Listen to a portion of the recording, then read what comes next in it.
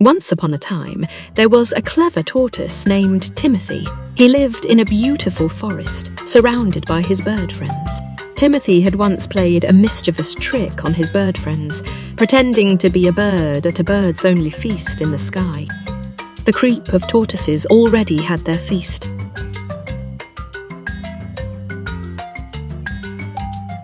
At first, he succeeded at fooling them, and they punished him as soon as they found out, but when the birds discovered the gravity of the injury he had sustained, they each had mercy and forgave him. Some time later, all the forest creatures were invited to a grand feast in the sky, for the birds were very kind and generous. It was a special occasion for male only, and everyone was excited, especially Timothy. He couldn't resist the temptation to trick his bird friends once again. When the waiter came to collect the names of all the guests, Timothy slyly told him, "My name is all of you." As the feast began, different waiters brought out delicious meals, refreshing drinks, and mouth-watering desserts. With each arrival, each waiter would exclaim, "This is for all of you," meaning for every guest, but the server who had taken their names would serve them to Timothy because he had originally claimed his name was all of you. Timothy would greedily take the food and drink as his own, munching and slurping away, while his bird friends and the others looked on with disappointment.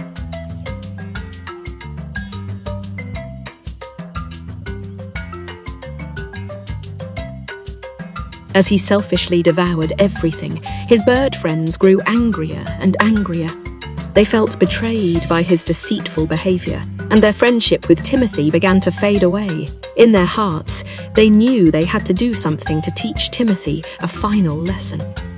The bird friends decided to collect the feathers they had once lent Timothy so he could fly up to the feast. With their feathers back, Timothy was unable to return home. He found himself stranded in the sky, feeling more alone than ever before.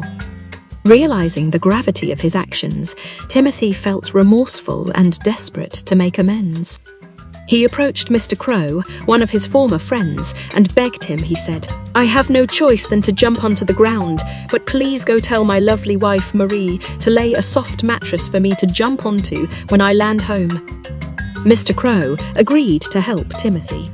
But instead of delivering the message accurately, he went to Marie and told her that everyone is heading home because a bad hurricane had ended the feast and is headed towards the forest, and that Timothy wanted her to lay out rocks around their house to prevent heavy flooding from damaging their home.